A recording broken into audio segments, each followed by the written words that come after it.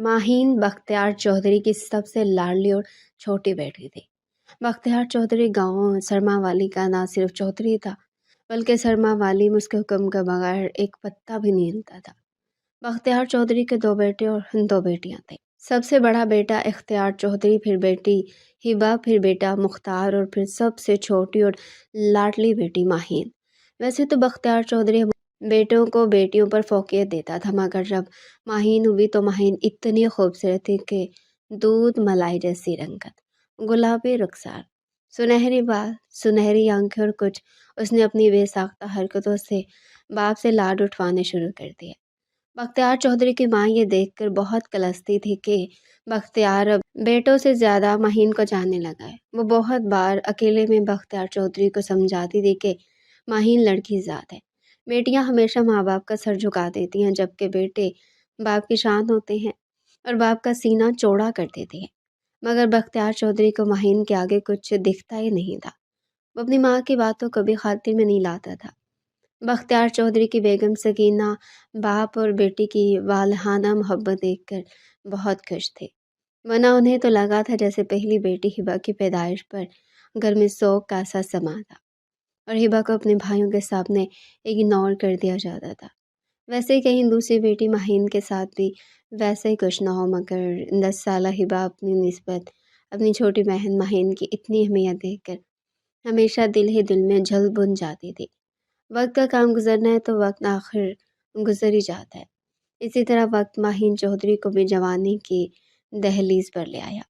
उसे 18वां साल लगा था और जवानी इस पर खूब उतरी थी। उसका हुस्न दो आश्ता हो गया था। दूध मलाई रंगत में गुलाबियाँ घुल गई थी। घुंघरियाले बाल घुटनों को छूते थे। नाजुक पंखड़ी जैसे गुलाबी होंठ थे। गदी खमदार पलके और कमान जैसी भुनुएं जो माहीन को देखता रह जाता था। वो किसी पुराने द्यूब मलायक किस्से की सैर अंगेज शहजादी लगती थी। माहीन को पढ़ाई का इतना शौक नहीं था, इसलिए वो मैट्रिक के बाद से हवेली के कामों में अपनी माँ का हाथ बटाती थी, जबकि हिबा प्राइवेट एमए के पेपर्स देखकर अब फारिग थी और सकीना बेगम उसके रिश्ते के लिए परेशान थी, क्योंकि वो इख्तियार चौधरी और हिबा की शादी साथ में करना चाहती थी। और इख्तियार चौधरी का रिश्ता तो उसकी मामू की बेटी से तय था, मगर हिबा का कहीं भी रिश्ता नहीं हो पा रहा था। हिबा माहीन जितनी खूबसूरत नहीं थी, वो आम सी शक्ल सूरत की मालिक थी। हिबा के लिए आए हुए रिश्ते अक्सर व बेशतर माहीन को पसंद कर जाते थे। ये बात हिबा के दिल में माहीन से नफरत रोज बढ़ाती जा रही थी। शर्मा वाली से जुड़ा गांव शिकारपुर में रहने वाला 30 साला सिकंदर सुल्तान शाह और शाह साहब का इकलौता बेटा था और शाह साहब का गरूर था। शाह साहब जद्दी पुश्ती राइस थे और शिकारपुर में उनकी बहुत धाक थी। सिकंदर मर्दाना वजाहत का मुंह बोलता सबूत था। चॉकलेटी रंगत और काले फनवार माथे पर गिरते बाल, काली और गहरी आंखें, गनी मूछें और फ्रेंच दाढ़ी। वो कुछ साल कबल शहर से एमबीए करके लौटा था। सिकंदर की माँ सिकंदर के बचपन में वफात पा चुकी थी। उसे शाह साहब ने अकेले बहुत लाड प्यार से पाला था। इस वजह से वह अपने बाबा साईं शाह साहब से बेहद मोहब्बत करता था। शाह साहब कुछ अर्सा कबल अपने छोटे भाई की होने वाली मौत की वजह से बहुत दुखी रहते थे। उन्हें बख्तियार चौधरी पर बहुत गुस्सा था, हालांकि उनके और बख्तियार चौधरी के माबैन सालों से चल रही ख़ानदानी दुश्मनी को रोकने के लिए मुआहदा हुआ था, मगर इस मुआहदे के खिलाफ जाते हुए बख्तियार चौधरी ने अपने बदले को अहमियत दी और उनके भाई को मरवाया था। मगर बख्तियार चौधरी ने यह काम इतनी होशियारी से किया था कि कहीं भी कोई भी सबूत बख्तियार चौधरी के नाम का नहीं मिला था, मगर वह बख्तियार चौधरी की कमीनी फितरत से वाकिफ थे और अच्छी तरह जानते थे ये काम बख्तियार चौधरी का ही है। इस बात को दिल में दबाए हुए थे। हालांकि वो बख्तियार चौधरी से बदला लेना चाहते थे, मगर वह बदला लेकर इस ख़ानदानी दुश्मनी को आगे सिकंदर तक मुंतकिल नहीं करना चाहते थे। इसलिए वो गोशाए नशीन होकर रह गए थे। लिहाजा अब तमाम कामों की जिम्मेदारी सिकंदर ने उठा ली थी। हिबा, तुम आज अच्छा सा तैयार हो जाना। चौधरी साहब के कोई जानने वाले हैं, वो लोग अपने बेटे के लिए तुम्हें देखने आ रहे हैं। सकीना बेगम ने हिबा से कहा। अम्मा, मैं जितना भी तैयार हो जाऊँ, तेरी छोटी बेटी ने आकर पसंद तो खुद ही को करवाना है और मेरे हिस्से में फिर से रिजेक्शन ही आएगी। हिबा ने नफरत से कहा। हिबा, माहीन तुम्हारी सगी बहन है, یہ تم کس لہجے میں اس کے متعلق بات کر رہی ہو؟ اور اللہ سے اچھے کی امید رکھو، باقی تمہاری خاطر میں مہین سے کہہ دوں گی کہ وہ مہمانوں کے سامنے نہ آئے۔ سکینہ بیگم شروعات میں ڈانٹتے ہوئے آخر میں ہیبا کی مسلسل ریجیکشن برداشت کرنے کا سوچ کر نرم پڑ گئی۔ ہاں، یہ بہتر رہے گا کہ وہ مہمانوں کے سامنے نہ ہی آئے، ہیبا نے تلخی سے کہا اور تیار ہونے چل دی۔ شام کے 5 بجتے ہی مہمان آ چکے تھے۔ ہیبا مہمانوں کے سامنے گئی تو ہیبا نے محسوس کیا لڑکے کی ماں کی نظروں میں کوئی خاص تاثر نہیں ابھرا تھا، یعنی اسے ایک بار پھر ریجیکشن کا سامنا ہونے والا تھا۔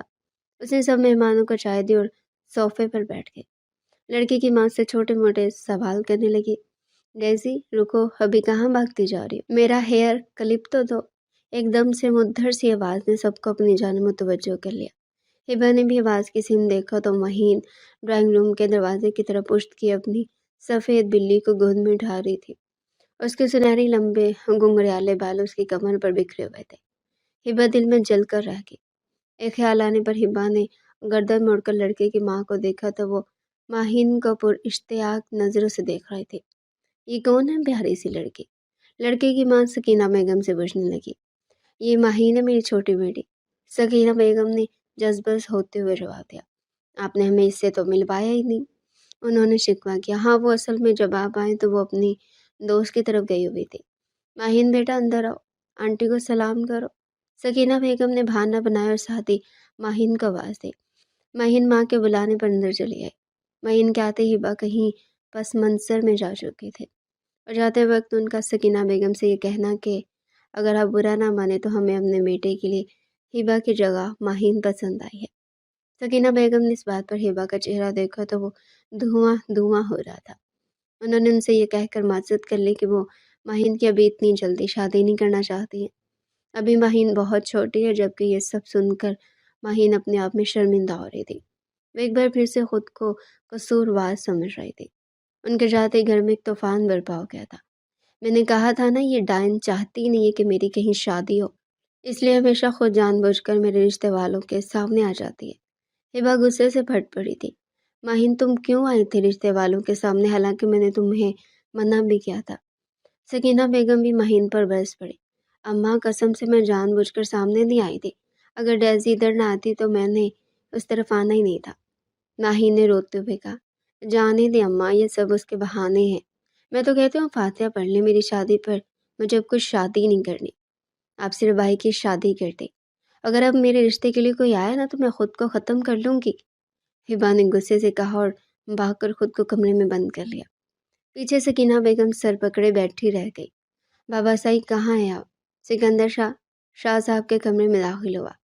شاہ صاحب ڈائننگ ٹیبل کے ساتھ رکھی کرسی پر بیٹھے سر جھکائے سیاہ ڈائری کے صفحات پر ہاتھ پھیر رہے تھے۔ ایک دم سے اسے دیکھ کر غیر محسوس طور پر اپنی سیاہ ڈائری بند کر کے ڈائننگ ٹیبل کی دراز میں ڈال دی اور اپنی گیلی آنکھیں پوچھنے لگے۔ کیا ہوا بابا سائی، آپ رو کیوں رہے ہیں؟ وہ پریشان ہو کر جلدی سے آگے بڑھا، پھر شاہ صاحب کی گود میں رکھی صفدر شاہ کی تصویر پر نظر پڑی تو وہ سب معاملہ سمجھ گیا۔ اوہ، آپ کو چاچو کی یاد آ رہی ہے؟ سکندر شاہ نے ان کے پیروں کے پاس بیٹھتے ہوئے ان کی گود سے تصویر اٹھاتے ان کی گود میں اپنا سر رکھتے ہوئے کہا۔ وہ مجھے بھولا ہی کب ہے جو میں اسے یاد کروں، وہ تو مجھے ہر وقت ہر لمحہ یاد رہتا ہے۔ وہ میری اولاد کی طرح تھا، تم سے 8 سال ہی تو بڑا تھا، ابھی تو مجھے اس کی شادی بھی کرنی تھی اگر یہ ظالم وقت انہوں نے گیلے لہجے میں کہا۔ بابا سائیں، سچ کہوں تو مجھے بھی چاچو کی بہت یاد آتی ہے، وہ میرے سب سے اچھے دوست تھے، مگر بابا سائیں اب ہمارا ایک دوسرے کے سوا اور ہے ہی کون، ہم ایک دوسرے کا سہارا ہے، ہمیں ایک دوسرے کے لیے جینا ہے، اگر آپ اس طرح چاچو کے غم سے نہ ڈھال دیں گے تو میرا کیا بنے گا، میں تو اکیلا رہ جاؤں گا، سکندر شاہ نے کہا۔ اس کی بات پر شاہ صاحب چند لمحے کے لیے سوچ میں پڑ گئے۔ میرا خیال ہے ہمیں تمہاری شادی کے متعلق سوچنا چاہیے، باقی میں مجھے اپنے بھائی کے غم میں تمہارا خیال ہی نہیں رہا، ہم 30 کے ہو چکے، ہمیں جلد سے جلد تمہارے لیے کوئی اچھی لڑکی دیکھنی چاہیے تاکہ اس گھر کا سناٹا ختم ہو سکے اور اس گھر میں تمہارے بچوں کی کلکاریاں گن سکے۔ شاہ صاحب نے پرسوچ انداز میں کہتے آخر میں خوش ہوتے ہوئے کہا۔ چلے بابا، پھر جلدی سے ڈھونڈے آپ اپنے گبرو جوان کے لیے کوئی اچھی سی بہو، سکندر شاہ نے شرماتے ہوئے کہا، حالانکہ اس سے شادی کی کوئی جلدی نہیں تھی۔ مگر اپنی شادی کے ذکر پر شاہ صاحب کو خوش دیکھ کر وہ بھی خوشی محسوس کرنے لگا۔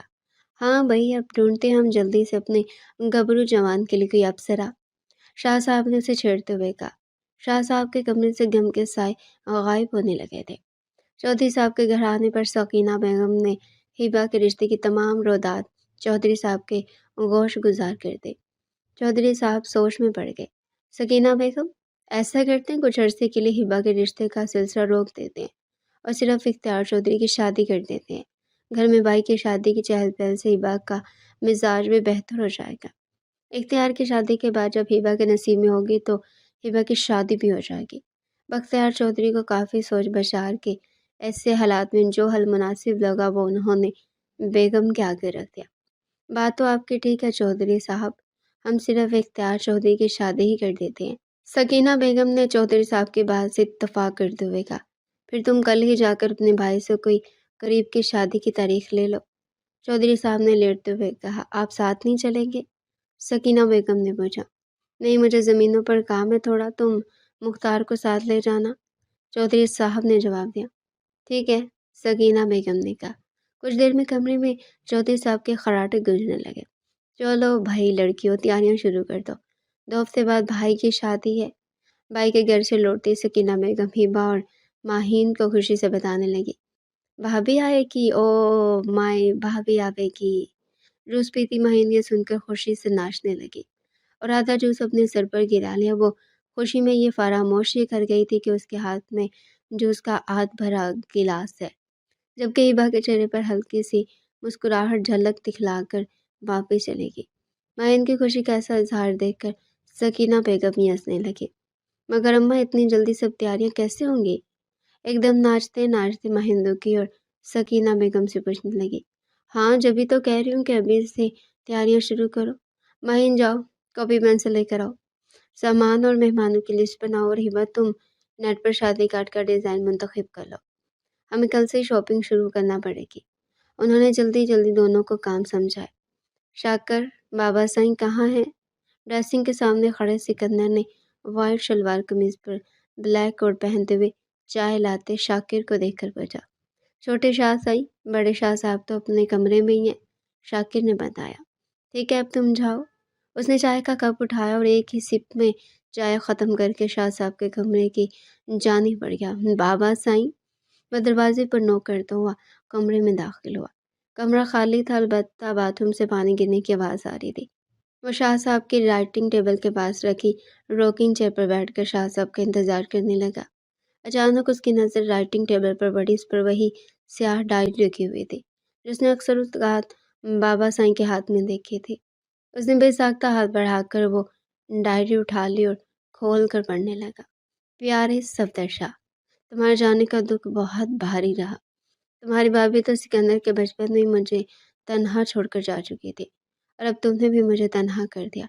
میرے بھائی، میں تم سے شرمندہ ہوں کہ میں تمہارے قاتلوں کو جانتے ہوئے بھی کوئی سزا نہ دلوا سکا، کیونکہ اس مکار بختیار چودھری نے پیچھے کوئی ثبوت ہی نہیں چھوڑا تھا۔ میں تمہارے خون کا بدلہ نہ لے سکا۔ مجھے معاف کر دینا میرے بھائی، کیونکہ میں نہیں چاہتا میں بدلہ لے کر سکندر شاہ کو بھی اس خاندانی دشمنی کا حصہ بنا دوں۔ بختیار چودھری نے اپنے کہے کا مان نہیں رکھا اور برسوں کی چلتی خاندانی دشمنی کے صلح کے معاہدے کو توڑ کر تمہیں مجھ سے ہمیشہ ہمیشہ کے لیے جدا کر دیا۔ میں بختیار چودھری کو تمہارا خون کبھی بھی معاف نہیں کروں گا، مگر میں خود غرض ہو گیا ہوں۔ میں اپنے بیٹے کو وراثت میں خاندانی دشمنی نہیں دینا چاہتا۔ میں تمہارے خون کا بدلہ اللہ کے حوالے کرتا ہوں۔ بے شک وہ بہترین انصاف کرنے والا ہے۔ وہ پاک ذات ضرور بختیار چودھری سے میرے معصوم بھائی کے خون کا حساب لے گی۔ آخر میں اتنا ہی کہوں گا کہ مجھے معاف کر دینا میرے بھائی۔ فقط تمہارا شرمندہ خود غرض بھائی، سلطان شاہ۔ یہ سب پڑھ سکندر شاہ کے دماغ کی رگیں غصے سے پھولنے لگی۔ وہ ڈائری واپس رائٹنگ ٹیبل پر رکھ کر کمرے سے باہر نکل گیا۔ بابا سائیں، یہ اچھا نہیں کیا، مجھ سے اتنی بڑی بات جو بھائی کے چاچو کا ایکسیڈنٹ نہیں قتل ہوا تھا۔ میں چھوڑوں گا نہیں اس بختیار چودھری کو، خود کو بہت چلاک اور مکار سمجھتا ہے۔ میں بھی اسے ایسی چوٹ لگاؤں گا کہ وہ عمر بھر تڑپے گا۔ وہ کمرے میں ٹہلتے ہوئے غصے سے خود کلامی کر رہا تھا۔ ایک فیصلے پر پہنچ کر اس نے موبائل اٹھایا اور کسی کو کال ملائی۔ اسلم، مجھے بختیار چودھری کا پورا بایو ڈاٹا چاہیے، جلد سے جلد، اور 2 بندی بختیار چودھری کے اوپر لگاؤ۔ مجھے اب سے اس کے ہر لمحے کی خبر چاہیے، اور ہاں، 2 بندے اس کے گھر کے باہر بھی لگوا۔ اس نے سامنے والے کو فون اٹھاتے ہی کہا اور اپنی سناتے فون کٹ کر دیا۔ اماں، کل بھائی کی مہندی ہے تو مجھے آج اپنی دوست سے مہندی لگوانے جانے دے۔ مجھے معلوم ہے اس کا گھر بہت دور ہے، مگر وہ بہت اچھی مہندی لگاتی ہے۔ اگر آپ کو میرے اکیلے جانے پر اعتراض ہے تو آپ ہبا آپی سے کہیں نا کہ وہ بھی میرے ساتھ چل لیں۔ بلکہ اماں، آپ بھی ساتھ چلیں، آپ بھی لگوا لینا نا مہندی۔ ماہین کب سے اپنی دوست کے گھر مہندی لگوانے جانے کے لیے سکینہ بیگم کا دماغ کھا رہی تھی، مگر سکینہ بیگم بضد تھی کہ اس کی دوست کا گھر بہت دور ہے، وہ کسی اور سے مہندی لگوا لے۔ نہیں، میں تو نہیں جا سکتی، مجھے بہت کام ہے۔ ایسا کرو کہ تم ہبا کو ساتھ لے جاؤ۔ آخر ہبا کو ساتھ لے جانے کی بات پر سکینہ بیگم نے اجازت دے دی تھی۔ اماں، میری پیاری اماں۔ مہیم نے بوڑھی عورتوں کی طرح سکینہ بیگم کی بلائیں لی۔ پرہٹ بدماش لڑکی، چلو اب جاؤ بھی، پھر آنے میں بھی وقت لگے گا، سکینہ بیگم نے کہا۔ ماہی نے دوست کے گھر تک کا سفر نیٹ سے مہندی کے ڈیزائن دیکھتے ہوئے اور منتخب کرتے ہوئے گزارا، جبکہ ہبا ہینڈ فری کانوں میں لگائے گانے سنتے رہے۔ گھر واپسی میں مغرب ہو چکی تھی، چاروں طرف رات کا اندھیرا پھیل رہا تھا۔ مہین اپنے ہاتھوں میں لگی مہندی کو پیار سے دیکھ رہی تھی، جیسی وہ چاہ رہی تھی بالکل ویسی مہندی لگ گئی تھی۔ وہ موبائل میں اپنے ہاتھوں کی مہندی کی تصویریں لینے لگی کہ ایک دم سے گاڑی جھٹکے سے رکی۔ اس کے ہاتھ سے موبائل چھوٹ کر گر گیا۔ اس نے آگے بڑھ کر دیکھا تو اس کی گاڑی کے آگے کوئی جیپ آ کر رکی تھی، اور اس میں سے سفید شلوار قمیض میں ملبوس، منہ پر کالا کپڑا لپیٹے 4 مرد اتر کر ان کی گاڑی کی جانب بڑھ رہے تھے۔ ان چاروں کے ہاتھ میں ریوالور تھی۔ ماہی نے گھبرا کر ہبا کی جانب دیکھا، ہبا بھی صورتحال سے گھبرا گئی تھی۔ دونوں بہنوں نے ڈر کے مارے بے ساختہ ایک دوسرے کا ہاتھ پکڑ لیا۔ باہر نکلو، ایک آدمی انہیں گاڑی سے باہر نکلنے کو کہہ رہا تھا، مگر ان کے تو اوسان ہی خطا ہو گئے تھے۔ وہ دونوں گاڑی میں ہی بیٹھی رہی۔ البتہ ڈرائیور گاڑی میں چھپی ریوالور نکال کر گاڑی کے دروازہ کھولنے لگا۔ بی بی جی، آپ ڈرے نہیں، میں انہیں دیکھ لوں گا۔ ڈرائیور نے پیچھے منہ موڑ کر ان دونوں سے کہا اور گاڑی سے باہر نکل گیا۔ نہیں، باہر نہیں جائیں، مہین کہنا چاہتی تھی، مگر اس کے کہنے سے پہلے ڈرائیور اتر چکا تھا۔ لگتا ہے تم کوئی معمولی لٹیرے اور یہاں نہیں آئے ہو، ورنہ بختیار چودھری کی گاڑی کو روکنے کی کوشش نہ کرتے۔ اپنی نقلی بندوقیں پھینک دو ورنہ میں گولی چلا دوں گا، ڈرائیور نے ان چاروں کو دھمکی دی۔ ڈرائیور کی بات سن کر وہ چاروں بلند کہکے لگا کر ہنسنے لگے۔ لگتا ہے تم لوگ میری بات کو سیریس نہیں لے رہے ہو، تم لوگوں کو تو میں… ڈرائیور کے الفاظ منہ میں ہی تھے کہ آگے کھڑے ہوئے ایک شخص نے ڈرائیور کے سینے میں گولی اتار دی۔ ان دونوں کی چیخ نکل گئی۔ وہ شخص اب ان کی جانب بڑھ رہا تھا، انہیں اپنی موت قریب نظر آ رہی تھی۔ اس شخص نے کھڑکی سے ہاتھ ڈال کر جھٹکے سے گاڑی کا دروازہ کھولا اور ہبا کو ہاتھ سے کھینچتے ہوئے جیپ کی جانب لے جانے لگا۔ ماہی نے ہبا کا ہاتھ تو اور مضبوطی سے تھامنے کی کوشش کی، مگر ہبا کا ہاتھ اس کے ہاتھوں سے پھسلتا جا رہا تھا۔ میری آپی کو چھوڑ دو، اس نے روتے ہوئے کہا۔ اسے کچھ سمجھ نہیں آ رہا تھا کہ وہ کیا کرے۔ پھر ایک دم وہ اسپیڈ سے گاڑی سے اتری اور آگے بڑھ کر اس نے شخص کے ہاتھ پر اپنے دانت کاٹ دیے۔ وہ تکلیف سے بلبلا اٹھے۔ اس کے ہاتھ سے ہبا کا ہاتھ چھوٹ گیا تھا۔ سائیں، آپ ٹھیک ہیں؟ وہ 3 لوگ بھاگتے ہوئے شخص کی جانب لپکے۔ میری فکر چھوڑو، اس کو پکڑو اور جیب میں ڈالو۔ میں نے ہبا کی طرف اشارہ کیا اور ماہین کو دیکھا جو ابھی تک اپنے دانت اس کے ہاتھ میں گرائے ہوئے تھی۔ اس نے دوسرے ہاتھ میں پکڑی بندوق کا دستہ ماہین کے سر پر مارا اور اسے اپنا ہاتھ چھڑوایا۔ اسے اس لڑکی پر شدید غصہ آ رہا تھا۔ اس نے مہین کو اپنے دونوں بازوؤں میں دبوچ لیا۔ میری آپی کو چھوڑ دو، مہین بڑبڑاتے ہوئے بندوق کا دستہ لگنے کے باعث اس کی باہوں میں بے ہوش ہو چکے تھے۔ ہبا کی آنکھ کھلی تو اس نے خود کو ایک انجان جگہ پر کرسی پر بندھا ہوا پایا۔ کمرے میں حد درجہ تاریکی تھی، صرف روشن دان سے تھوڑی سی روشنی کمرے میں آ رہی تھی۔ اس نے ہاتھ پیر ہلا کر خود کو کھولنا چاہا، مگر خود کو بے بس پایا۔ کوئی ہے؟ مجھے کھول لو، مجھے گھر جانا ہے، مجھے کیوں باندھا ہوا ہے؟ ہبا چیخنے چلانے لگی۔ کچھ دیر بعد کمرے کا دروازہ کھلا، ایک دم سے روشنی آنکھوں پر لگنے کی وجہ سے وہ آنکھیں بند کر گئی۔ کچھ لمحوں بعد اس نے آنکھیں کھولی تو ایک شخص سفید شلوار قمیض میں ملبوس، چہرے پر ماسک لگائے اس کے سامنے تھا۔ اس کے سفید شلوار قمیض پر کہیں کہیں مہندی کے نشان لگے ہوئے تھے، یعنی کہ وہی تھا جس نے مہین کو بے ہوش کیا تھا۔ माहिन कहाँ है? क्या किया तुमने उसके साथ? बताओ। हिबा उसे देखती हुई पूछने लगी। वो शख्स आगे आया और हिबा के चेहरे पर झुका। कुछ नहीं किया मैंने उस लड़की के साथ। मेरा निशाना तो तुम हो। आखिर को तुम मेरे दुश्मन बख्तियार चौधरी की बड़ी बेटी हो। जो करूँगा तुम्हारे साथ करूँगा। और लड़की तो खुद ही तुम्हारे साथ मुफ्त में हमारे हाथ आ गई। वो खुद को बड़ा टार्जन जो समझ रही थी। उसने कहते हुए अपने चेहरे से मास्क हटाया और हिबा की डरी सहमी आंखों में झांका। हिबा ने उसे बिना मास्क के देखा तो देखती रह गई। वो शख्स जो भी था मर्दाना वजाहत का बेहतरीन नमूना था। घने स्याह बाल उसके माथे पर बिखरे हुए थे और काली गहरी आंखें उसकी आंखों में झांक रही थी। क्या करना चाहते हो तुम मेरे साथ? और मेरे बाबा तुम्हारे दुश्मन कैसे? हिबा ने पूरी बात जानना चाही। तुम्हारे बाप ने मेरे चाचू को मारा था और तुम्हारे भाई की वजह से मेरे बाबा साईं गौशा नशीन होकर रह गए हैं। तुम्हारा बाप इतना मकार और चालाक निकला कि उसने कोई सबूत सुराग भी नहीं छोड़ा। जो हम कानूनी कार्रवाई को पाते, मगर अब तुम्हारा बाप सारी उम्र के लिए तुम्हारी गुमशुदगी पर मातम करेगा और उसे पता भी नहीं चल सकेगा कि तुम कैसे और कहाँ गए। ये सोच सोच कर तुम्हारा बाप पागल हो जाएगा कि वो दुनिया को क्या जवाब देगा। उसकी लाडली बड़ी बेटी कहाँ गायब हो गई है? किसी के साथ भाग गई है या मर गई? और मैं तुम्हारा वो हाल करूँगा कि शुरू में उसका लहजा रुंध गया था, मगर आखिर में उसके लहजे से नफरत छलकने लगी। वो हिबा के गालों में सख्ती से अपनी उंगलियां गाड़ चुका था। ये सब सुनकर हिबा का दिमाग तेजी से कुछ सोचने लगा। मेरी बात सुनो, तुमने मेरे बाप से बदला लेने के लिए गलत लड़की का इंतखाब किया है।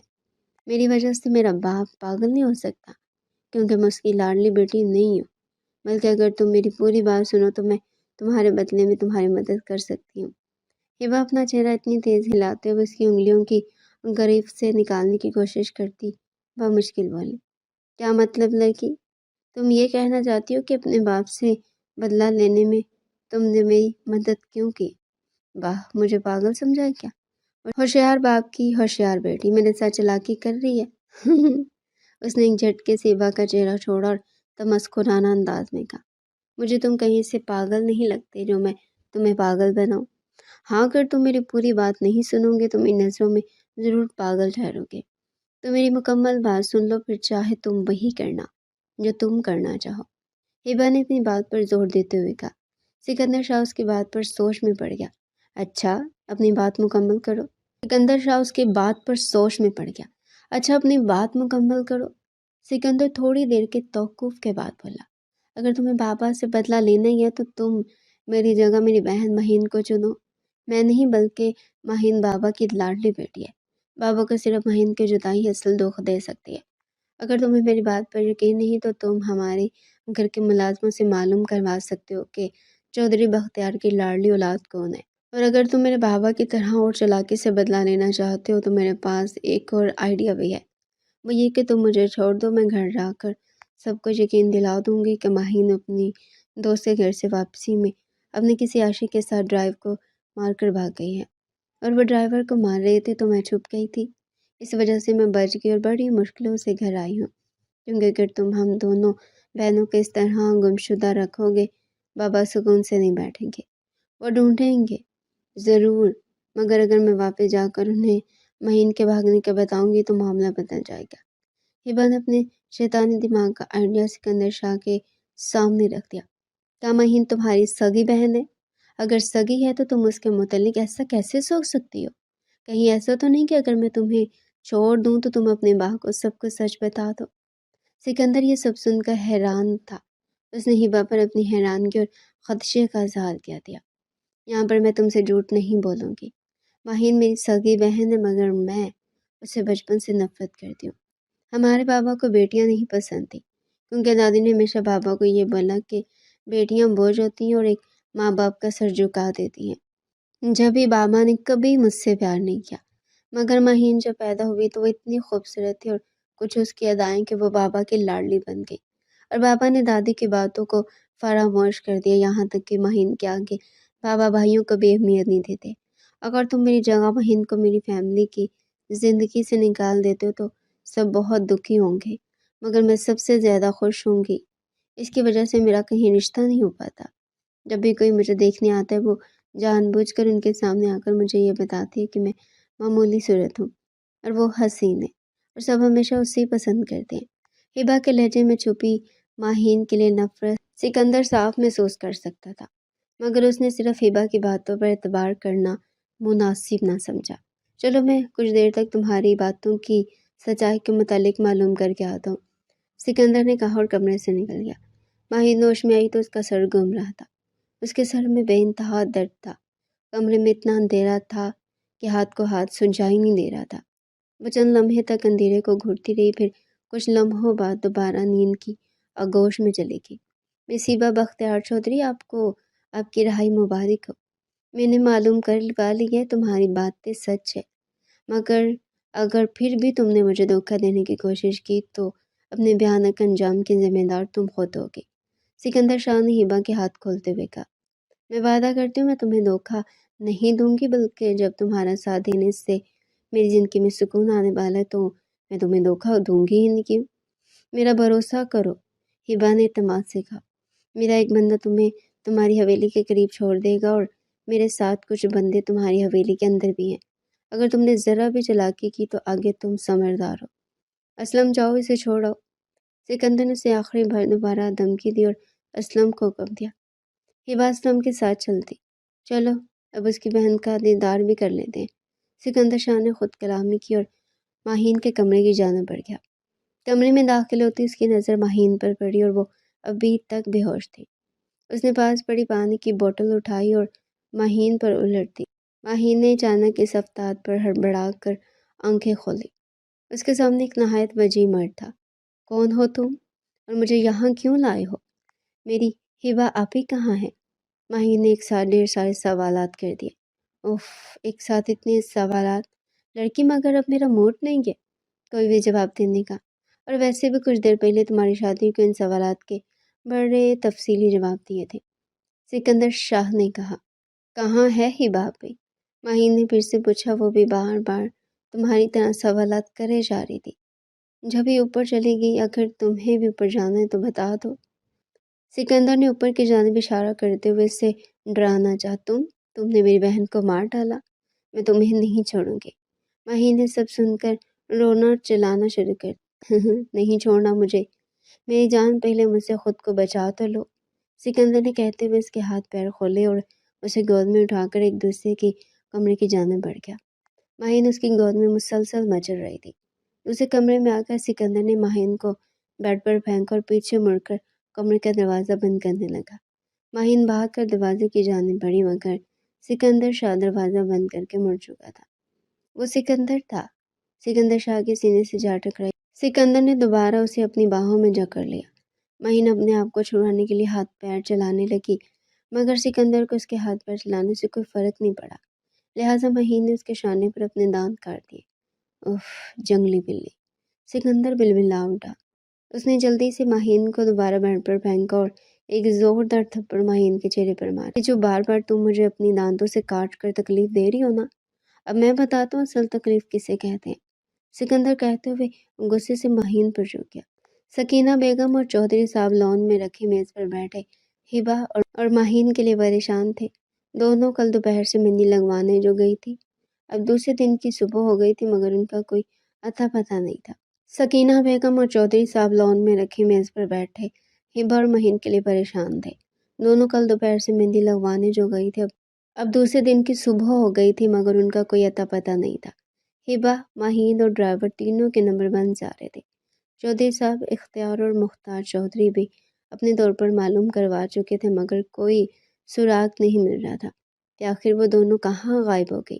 سکینہ بیگم کی نظر داخلی دروازے پر پڑی تو انہیں ہبا آتی دیکھی۔ وہ بھاگ کے ہبا کے پاس پہنچی۔ انہوں نے ہبا کی بدحال حالت دیکھ کر اسے اکیلا دیکھ کر فوراً ماہین کے متعلق پوچھا۔ ہبا نے اپنے پلان کے مطابق بولنا شروع کر دیا۔ یہ سب سن کر چودھری صاحب کا بی پی شوٹ کر گیا۔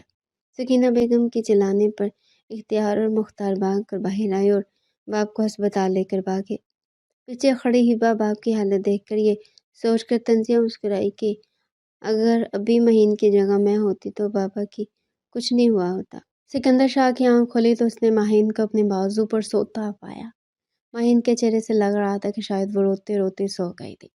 माहीन को देखते देखते वो माहीन के हुस्न में होने लगा।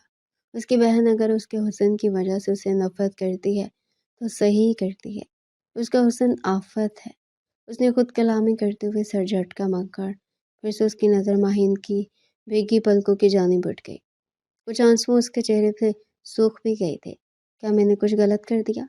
सिकंदर के दिल में ख्याल आया। नहीं, मैंने कुछ गलत नहीं किया। उसका बाप मेरे दोस्त जैसे चाचू का कातिल था। उसने खुद को मुतमईन किया। मगर उसका क्या कसूर था? कातिल तो उसका बाप था ये नहीं। उसका ज़मीर बेदार हो चुका था। उसका कसूर ये था कि ये बख्तियार चौधरी की बेटी और मैं उसके ज़रिए उसके बाप को तकलीफ़ देना चाहता था। उसने ज़मीर को समझाना चाहा मगर माहीन का चेहरा उसे खुद पर मलामत करने पर मजबूर कर रहा था। कितनी मासूमियत है इसके चेहरे पर। कोई उसके अंदर फिर से बोला, उफ़! मेरे खुदाया क्या कर दिया मैंने? उसे अपने जज़्बात खुद समझ नहीं आ पा रहे थे। उठकर कमरे से बाहर आ गया। असलम, निकाह के लिए मौलवी साहब का बंदोबस्त करो। बदला अपनी जगह मगर वो निकाह के बगैर खुद को मुजरिम समझ रहा था। लिहाजा उसने फैसले पर पहुंचकर असलम को हुक्म दिया।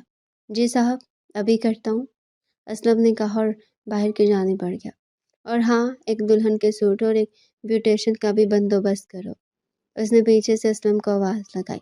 न जाने कि उसके दिल में अचानक इस हसीन आफत को दुल्हन बना देखने की ख्वाहिश जाग उठी थी।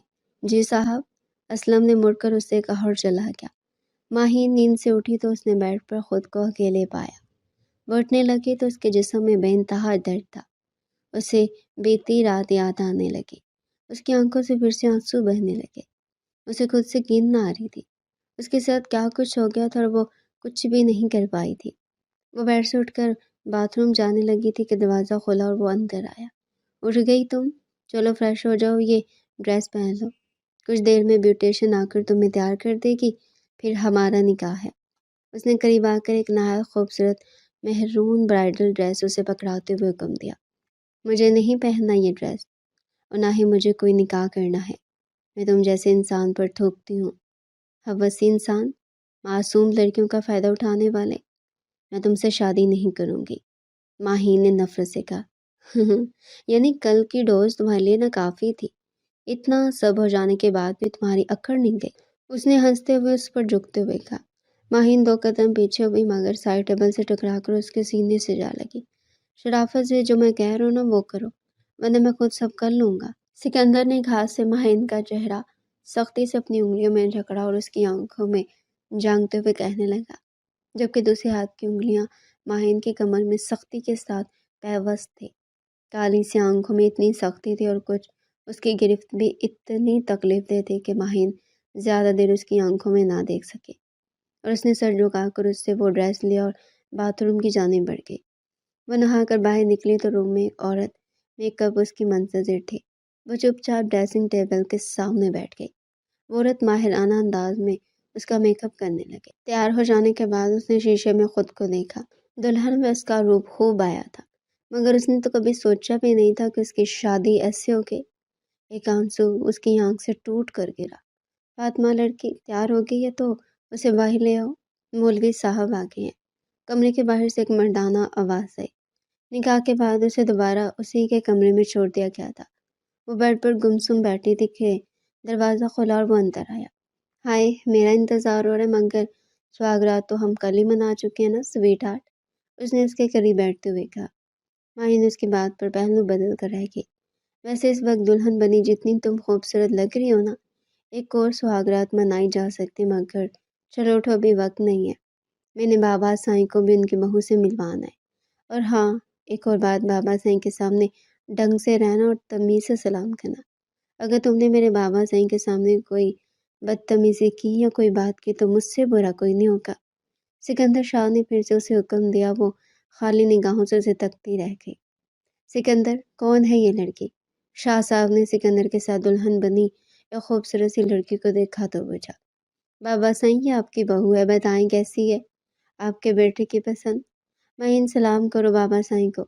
सिकंदर शाह ने जवाब दिया और आखिर में महीन से कहा, अस्सलाम वालेकुम। महीन ने मरवतन सलाम किया। माशाल्लाह, बच्ची तो बहुत प्यारी है। اور میرے بیٹے کے ساتھ تو چاند سورج کی جوڑی لگ رہی ہے، مگر یہ سب یوں اچانک کیسے؟ شاہ صاحب ابھی تک حیران تھے۔ بابا سائیں یتیم لڑکی ہے، میرے دوست کی کزن ہے، وہاں یتیم ہونے کی وجہ سے اس کے ساتھ بہت برا سلوک ہو رہا تھا۔ میرے دوست نے ذکر کیا اور میں نے اسے دیکھا تو مجھے اچھی لگی، بس پھر میں نے نکاح کر لیا۔ سکندر شاہ نے شاہ صاحب کو اپنی طرف سے جھوٹی کہانی سنا دی۔ ماہین حیرت سے سکندر شاہ کو فراٹے سے جھوٹ بولتے دیکھ رہے تھے۔ چلو یہ تو نیکی کا کام ہے، اللہ تم دونوں کو ڈھیروں خوشیاں دے، شاہ صاحب نے دعا دی۔ جھوٹے مکار اپنے باپ کے سامنے کیسے فراٹے سے جھوٹ بول رہے تھے؟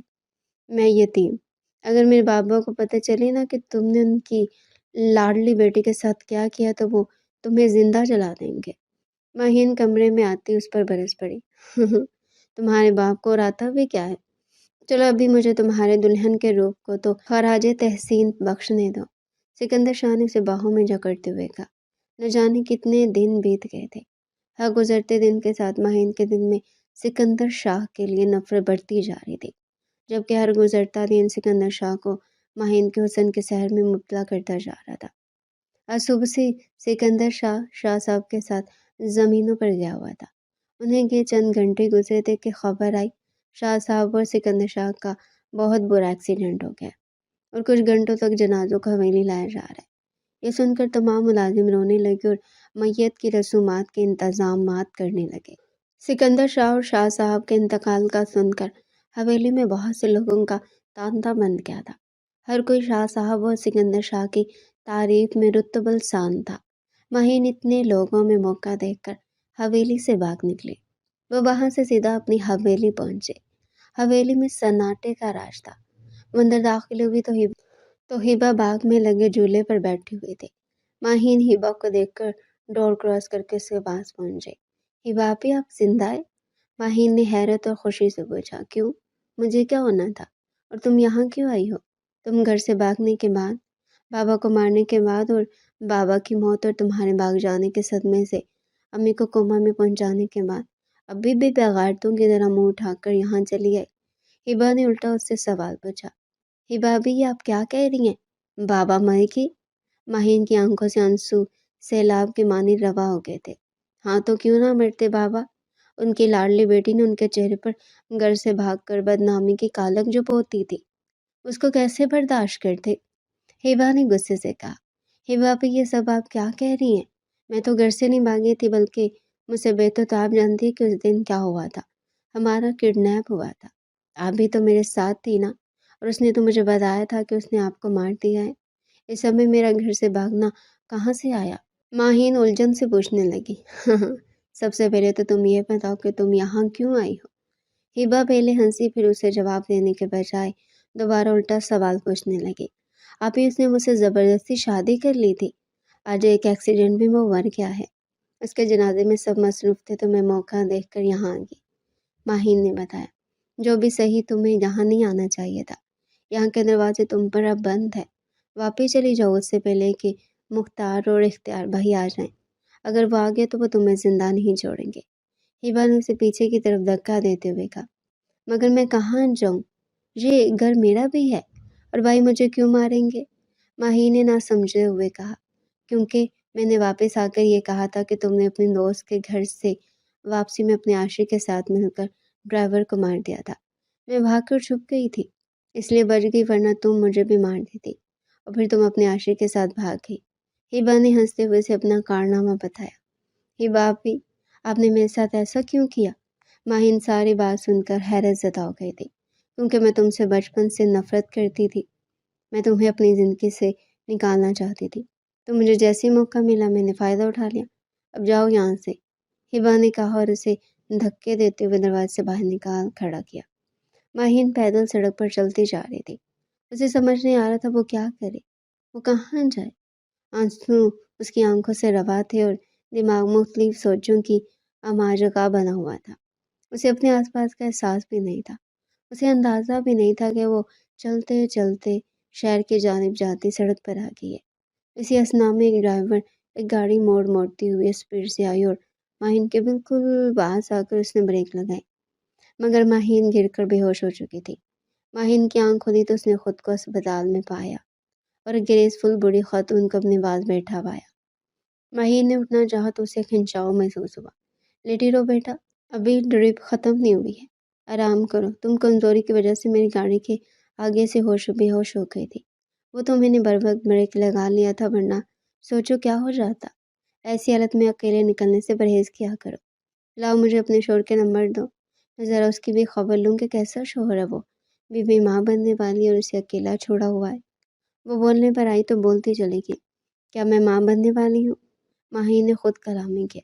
क्या तुम्हें नहीं पता था कि तुम प्रेग्नेंट हो? और तुम्हारा शौहर कहाँ है? उन्होंने माहिन की खुद कलामी सुन ली थी। मेरा शौहर तो आज मर गया है। माहिन ने खाली निगाहों से उन्हें देखते हुए कहा। ओह, बहुत अफसोस हुआ सुनकर। फिर तुम किसी और जाने वाले का नंबर बता दो ताकि मैं उसे तुम्हारे मुतालिक बता सकूं। उन्होंने माहिन से बोला, मेरा अब कोई नहीं है, आप मुझे किसी हॉस्टल में छोड़ दें और मुझे कुछ पैसे दे दें, मैं आपको बाद में लौटा दूंगी। उसने उनसे कहा। उन्हें इसकी हालत पर बेइंतहा तरस आ रहा था। उन्होंने उसे एक वुमेन हॉस्टल छोड़ दिया और कुछ पैसे भी उसके हाथ में थमा दिए। वो वुमेन हॉस्टल में रहने लगी और उसने अपनी रूममेट की मदद से छोटी मोटी जॉब भी करनी शुरू कर दी थी, जिसकी तनख्वाह में उसका गुजारा मुश्किल हो पाता था।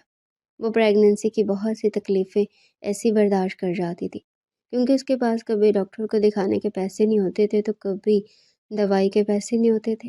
वो बहुत अकेली हो गई थी। ऐसे में बस अपनी होने वाली औलाद का सहारा ही उसे जीने पर मजबूर करता था। कभी कभी वो सोचती कि उसकी अपनी बहन की नफरत ने उसके सब अपनों को उसके लिए पराया कर दिया था। और कभी वो सिकंदर शाह को याद करके भले से शुरू में सिकंदर शाह का रवैया उसके साथ बहुत बुरा था, मगर बाद में सिकंदर शाह उसे बहुत प्यार से रखने लग गया था। मगर उसने ही सिकंदर शाह से हमेशा नफरत की। अगर आज सिकंदर शाह जिंदा होता तो वो यूं खवार न हो रही होती और अपनी औलाद का सुनकर वो कितना खुश होता। उसे सिकंदर शाह का प्यार याद आने लगा था। अब अक्सर सिकंदर शाह को अपने ख्वाबों में देखने लगी थी। उसे सिकंदर शाह के मरने के बाद सिकंदर शाह से मोहब्बत हो रही थी। ऐसे ही रोते सिसकते याद करते दिन गुजरने लगे और महीने गुजर गए। आज सुबह से उसकी तबीयत ठीक नहीं थी। उसने जॉब से छुट्टी कर ली थी। उसकी रूममेट भी उसे कह कर गई थी कि अगर हालत ज़्यादा बिगड़े तो उसे कॉल कर ले और फ़ौरन आ जाएगी। दोपहर के 3 बजे का वक्त था कि वो दर्द से तड़पने लगी। उसने साइड टेबल से मोबाइल उठाना चाहा मगर वो भी नीचे गिर गया। वो दर्द की शिद्दत से तड़प रही थी, अल्लाह को पुकार रही थी कि अचानक कमरे का दरवाज़ा खुला और सिकंदर शाह ब्लैक शलवार कमीज में अंदर दाखिल हुआ। माहीन वो उसकी हालत देखकर तड़प कर आगे बढ़ा, मगर माहीन बेहोश हो चुकी थी। सिकंदर शाह माहीन को गोद में उठाकर अस्पताल भागा। अस्पताल में माहीन का इमरजेंसी ऑपरेशन किया गया और कुछ देर में माँ और बेटी को रूम में शिफ्ट कर दिया गया। जब माहीन की आंख खुली तो उसने अपने पास सिकंदर को किसी नन्हे से बच्चे को गोद में लिए बैठा पाया। सिकंदर आप? माहीन ने बोलना चाहा मगर बोल नहीं पाई। तुम उठ गई मेरी जान? कहाँ चली गई थी माहीन? मैंने तुम्हें कितना ढूंढा था। इतनी मुश्किलों से पता चला कि तुम कराची के किसी हॉस्टल में हो। जानती भी हो मैं तुम्हारे हॉस्टल तक कैसे गाड़ी दौड़ाता हुआ आया था। वहाँ पहुँचा तो तुम्हारी ऐसी हालत देखकर मेरी तो जान ही निकल गई थी। मुझे क्या पता था मिलने पर तुम मुझे बेटी का गिफ्ट देने वाली हो। वो एक सांस में अपनी तालियां बताता चला गया। सिकंदर मगर आप और शाह साहब तो एक्सीडेंट में मर गए थे। जब मैं घर से भागी थी तो आपके जनाजे घर आने वाले थे। आप जिंदा कैसे हैं? माही ने खुशी और हैरत से पूछा। हाँ, उस दिन मेरा और बाबा सिंह का बहुत बुरा एक्सीडेंट हो गया था। गाड़ी जलकर राख हो गई थी मगर मैं गाड़ी से निकलकर दूर जा गिरा था। तो इब्तदाई तौर पर इतला देने वाले को गलतफहमी हो गई थी कि बाबा साईं के साथ मैं भी मर गया हूँ, मगर मैं जिंदा था। बस कुछ चोटें लगी थी। मैं बाबा साईं के जनाजे को लेकर घर आया तो मैं कहीं नहीं थी। जब से मैंने तुम्हें कहाँ कहाँ नहीं ढूंढा। आज जाके मिली हो तो दिल को करार आया है। वो सांस लेने को रुका। और मैं आज तुमसे सारे एतराफ़ात करना चाहता हूँ। मैंने तुम्हें तुम्हारे बाप से बदला लेने के लिए अगवा करवाया था क्योंकि तुम्हारे बाप बख्तियार चौधरी ने मेरे चाचू को मरवाया था। मगर अब मुझे लगता है कि मैं गलत था। मुझे उससे बदला नहीं लेना चाहिए था। मुझे बाबा साईं की तरह अपने बदले को अल्लाह के सुपुर्द ही कर देना चाहिए था। मैं तुमसे माफ़ी चाहता हूँ। आखिर को मैं भी अब एक बेटी का बाप हूँ। मुझे माफ़ कर दो। सिकंदर शाह ने बच्ची को अपनी गोद में लिटाकर माहीन के आगे अपने दोनों हाथ जोड़ दिए। माहीन तड़प उठी। नहीं, ऐसे माफ़ी नहीं मांगते, मैं वैसे भी आपको कब का माफ़ कर चुकी हूँ, और आपने बदला तो बस कुछ ही दिन में लिया था। फिर तो आप मुझे प्यार से ही रखते थे। मैं भी ना, जो आपसे नफ़रत करती थी, आपका बगाड़ बहुत रह लिया है। मुझे अब हमेशा के लिए आपके साथ रहना है और आपसे वैसे प्यार करा है। वैसे एक राज़ की बात और है, वो अब आपके प्यार के साथ मेरा प्यार भी आपका सफ़र रहेगा। माही ने अपनी मोहब्बत का एतराफ़ करते हुए पलकें झुका ली। माही ने अपनी मोहब्बत का एतराफ़ करते हुए पलकें झुका ली। उसके रुखसार गुलाबी हो गए थे। सिकंदर शाह पहली दफ़ा अपने लिए उसके रुखसारों की गुलाबी देखकर मदहोश होने वाला था कि बच्ची ने रोना शुरू कर दिया। मेरी गुड़िया बोल रही है कि अम्मा, अब्बा, अब मैं भी आपकी फैमिली का हिस्सा हूँ। अपनी मोहब्बतों के इज़हार में मुझे ना भूलें। सिकंदर शाह ने बच्ची को तपकते हुए शरारत से कहा। माही ने सिकंदर शाह की शरारती आंखों में देखा और खुद भी खिलकर मुस्कुरा दी।